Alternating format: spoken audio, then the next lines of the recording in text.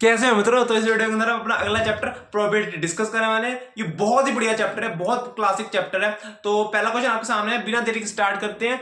तो copy pen उठा लो, ये पहला क्वेश्चन आपके सामने है। इस क्वेश्चन कहा गया, a die is thrown once, let A be the event that the number obtained is greater than 3, let B be the event that the number obtained is less than 5, then the P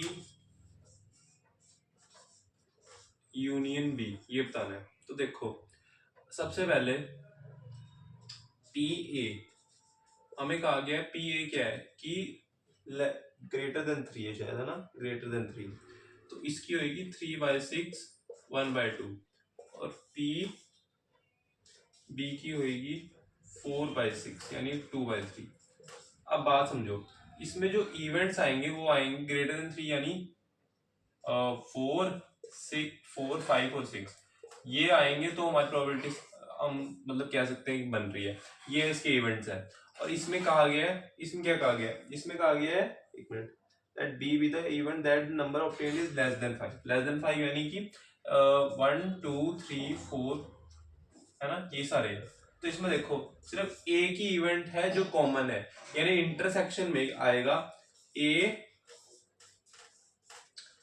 कितने events common है? 1/6, है ना।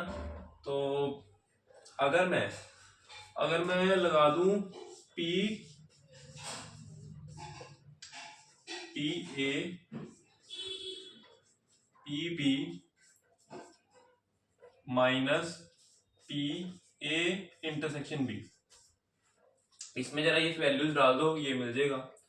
तो क्या आएगा, इसको हम 3/6 ही डाल देते हैं, 3/6 ही डाल देते हैं, और इसको 4/6 डाल देते हैं, माइनस 1/6, 7/6 माइनस 1/6 यानी कि 1। तो सारा वही आ गया। चलो ठीक है, बढ़िया, ठीक है, देख लो। अगला क्वेश्चन आपके सामने, ट्राई करो।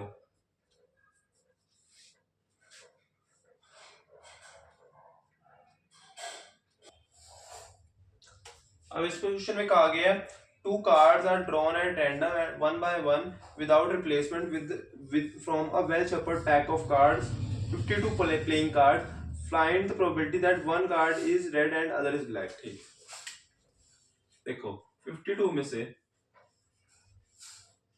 26 कार्ड होते हैं ब्लैक, 26 होते हैं रेड। तो हमसे कहा गया है कि मान लो मैंने इसमें से एक कार्ड उठाया, मान लो वो रेड था। तो अब इसमें कितने कार्ड बचे? मैंने इस रिप्लेसमेंट नहीं करी, तो इसमें अब 51 कार्ड्स रहे। इसमें से मैंने एक और उठाया, अब ये वाला कार्ड ब्लैक होना चाहिए, है। या फिर जो मैंने पहले 52 में से जो पहले मैंने कार्ड उठाया, अगर वो ब्लैक है, तो अगला कार्ड 50 जो बचे 51 में से उठाऊंगा वो रेड होना चाहिए, ऐसे। ठीक है, तो इसके अब देखो दो केस बनेंगे, हैं? पहला कार्ड जो उठाया वो ब्लैक हो और दूसरा रेड हो, या फिर पहला जो उठाया वो रेड हो, दूसरा ब्लैक हो। तो इन दोनों को मैं प्लस कर दूं तो हमारा काम बन जाएगा। तो ब्लैक के लिए आएगा 26/52 है, और इसमें से अब एक ब्लैक कम हो गया और कितने बचे हैं? रेड हैं। रेड कितने बचे हैं? लेकिन कितने में से? 26/51। और सेम चीज 26/52 इंटू 26/51।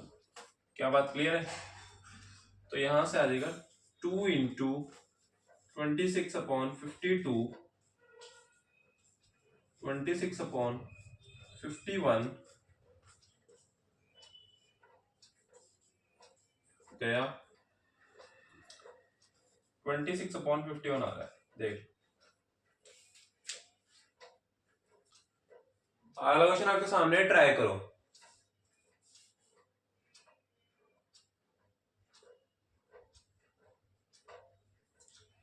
इस क्वेश्चन में कहा गया है, manufacturer has 3 machines operators A, B and C. The first operator has produced 1% of the defective item, whereas other two operators B and C produces 5%, 7% defective items respectively. A is on the job, काम करते हैं इसे लिखते जाते हैं, इसका सारा data लिखते जाते हैं।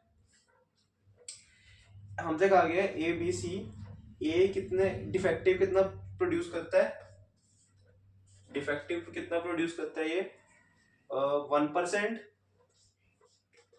और बाकी दोनों कितने कितने करते हैं 5% और 7%। ठीक है, तो हमसे कहा गया ए is on the job for 50% of the time and B is for the 30% of the time and C is on for 20% of the time। ठीक है, जॉब के लिए ये 50% रहता था, ये 30%, ये 20%। ठीक है, तो ए बी नहीं, हाँ, all the items are put into one stock pile and then one item is chosen at random। ठीक है, is found to be defective। मतलब हमसे कहा गया जो जो हमारे पास आइटम आई वो डिफेक्टिव है, तो then what is the probability that it was produced by A। अच्छा देखो, हमसे कहा गया है कि जो हमारे पास आइटम है वो डिफेक्टिव है, तो क्या प्रोबेबिलिटी है कि वो ए के द्वारा करी गई है।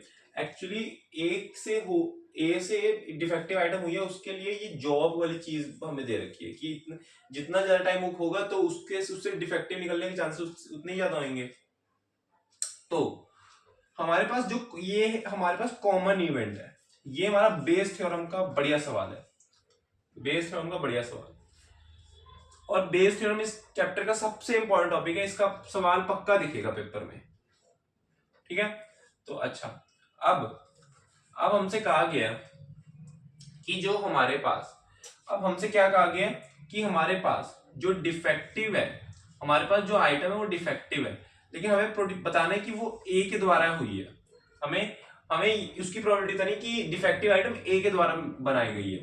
तो उसके लिए होएगा पी ए, ये कितना टाइम जॉब पे था into P defective item produce by A की प्रोबेबिलिटी, है ना, ये चीज।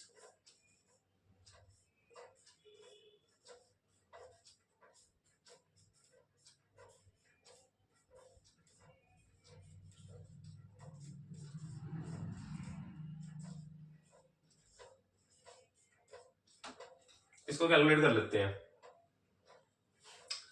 पी ए, ये पी ए, ये आ जाएगा 50% इंटू,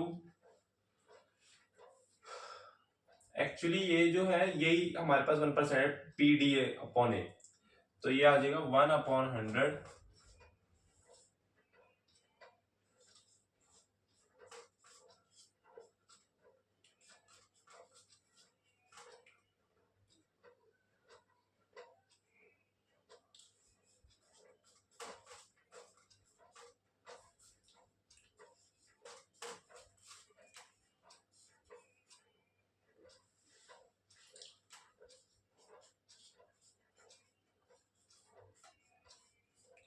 अब ये सारे नीचे के 100 और ये ऊपर के 100 काट दो, हम कट गए, तो क्या बचा 50/50 प्लस 150 प्लस 140 आई थिंक, तो 0 0 0 0 कट गए। तो हमारे पास बचा 5/20 प्लस 14, ये बच गया 34, 5/34। देख लो, ये अगला क्वेश्चन आपके सामने, ट्राई करो।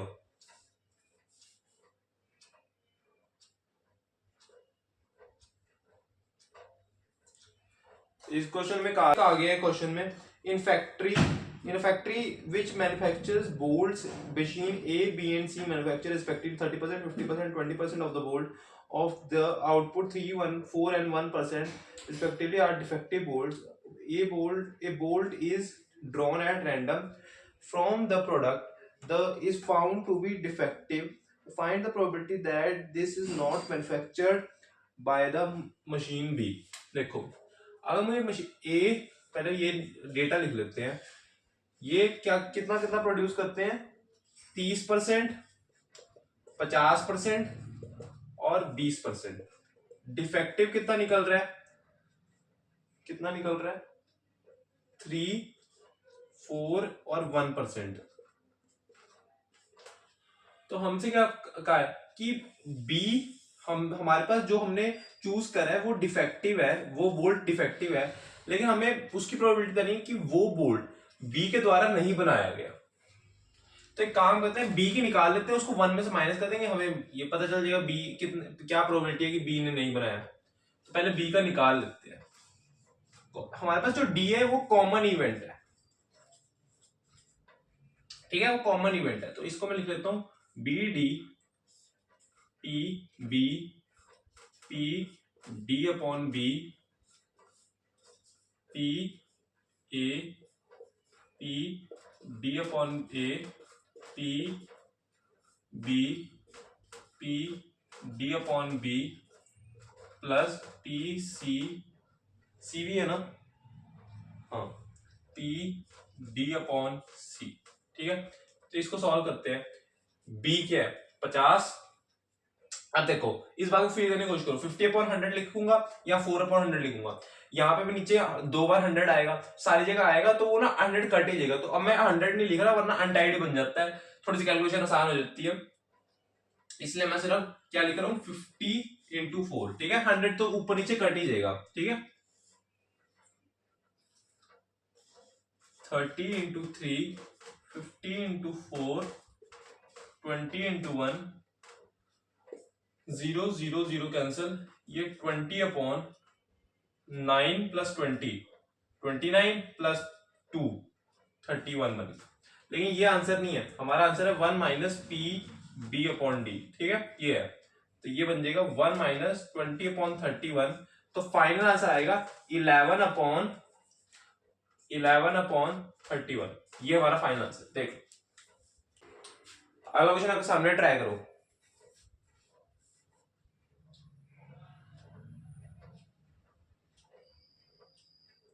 अब अगला क्वेश्चन बोलता है given 2 independent events A and B such that P A is equal to 0.3, P B is equal to 0.6। हमें बताना है P A dash P B dash, ठीक है। अगर पी ए 0.3 है, पी बी 0.6 है, यहां पे अप्लाई हो सकता है इंडिपेंडेंट इवेंट है, तो P A dash P B dash. और यहां पे ये चीज भी एप्लीकेबल है, पी ए पी बी, ये चीज भी एप्लीकेबल है ना, है ना। तो ये अगर ये चीज एप्लीकेबल है तो ये चीज भी एप्लीकेबल होगी ही। तो इधर मैं लिख सकता हूं 1 - पी ए 1 - पी बी, ठीक है। यहां पे वैल्यूज डालो, 1 - 0.3 0.7, 1 - 0.6 0.4, ये बन गया 0.28, ये आंसर है, ठीक है। अब ये है आम जिंदगी। अब दिखाते हैं मेंटोस जिंदगी, है ये है आम जिंदगी, ये है, अब दिखाता हूं मेंटोस जिंदगी। हमें इक्वेशन से हमने सॉल्व किया, अब करते हैं इसको थोड़ा डायग्राम से, थोड़े वेन डायग्राम से सॉल्व, ठीक है।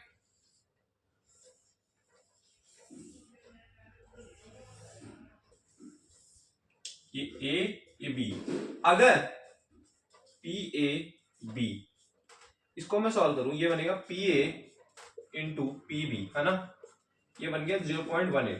तो बीच वाला पार्ट आ गया 0.18 कॉमन वाला। अब हमें सिर्फ ए वाला पार्ट चाहिए, तो 0.3 में से 0.18 जाएगा, ये बचेगा 0.12। अब 0.6 में से 0.18 जाएगा, ये बचेगा 0.4। क्या बात क्लियर इतनी? लेकिन अब देखो इनको ऐड करो, ये बनेगा, ये कुछ बनेगा 30 + 42 72, ठीक है। तो 72 यानी पूरा सम ये 1 नहीं आ रहा, यानी इन सब केसेस के बाहर भी कोई केस होगा जिसको मैं यहां लिखूंगा 0.28, ठीक है, 0.28। तो ये हमने सारे केसेस की प्रोबेबिलिटी लिख ली। अब मुझे क्या चाहिए, P A dash intersection P A B dash, है ना, ये चीज चाहिए।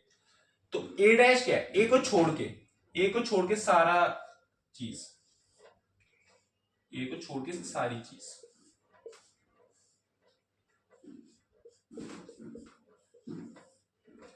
ये ठीक है। बी डैश, बी को छोड़ के सारी चीज,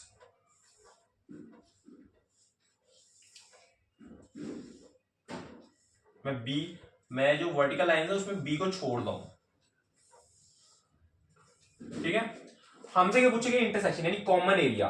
कॉमन एरिया ऐसी जगह ढूंढो जहां पे हॉरिजॉन्टल भी दिख रहा है, वर्टिकल भी लाइंस दिख रही है। ऐसी जगह मुझे सिर्फ ये बाहर रीजन दिख रहा है, सर्कल्स के बाहर जितना भी रीजन है उसमें मुझे वर्टिकल भी दिख रहा है, हॉरिजॉन्टल भी दिख रहा है। तो और उसमें प्रोबेबिलिटी क्या दिख रही है मुझे, 0.28। तो आंसर आ गया 0.2। क्या बात क्लियर है? मजा आया? सामने ट्राई करो।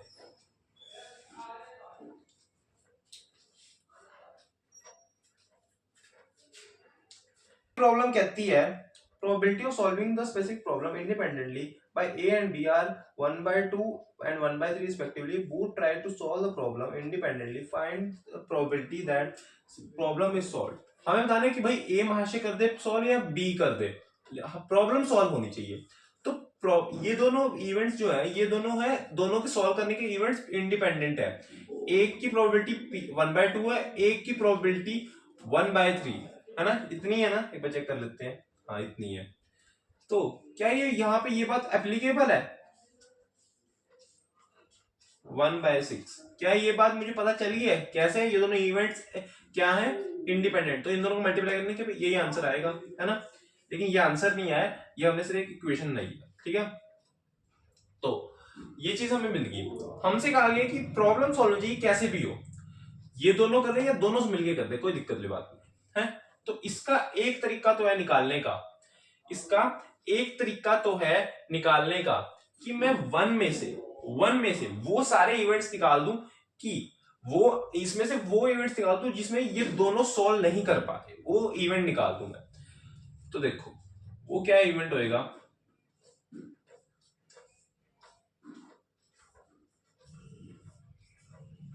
यही होएगा। तो यहां से बनेगा 1 - 1/2 यानी 1/2, और b डैश का होएगा 1 - 1/3 यानी 2/3। तो कट, ये बन गया 2/3, ठीक है, यही बना। देखो अब इसका दूसरा तरीका क्या है, इसका दूसरा तरीका क्या है। एक्चुअली ये जो मैंने लिखा है ना, ये वाली चीज, इसको दूसरी भाषा में कहते हैं PA यूनियन B। और मुझे PA यूनियन B का एक और फॉर्मूला पता है, PA union B, PA plus PB minus PA union B। क्या बात क्लियर है?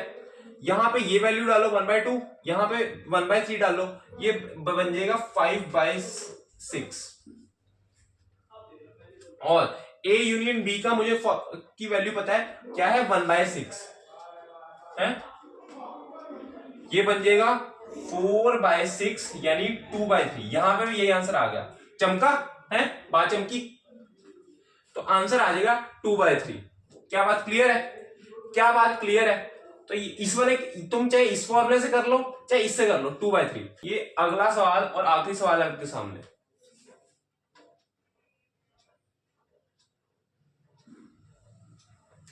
ये अगला सवाल कहता है there are 2 bags, one contain 1 red and 3 white balls and the bag 2 contain 3 red and 5 white balls.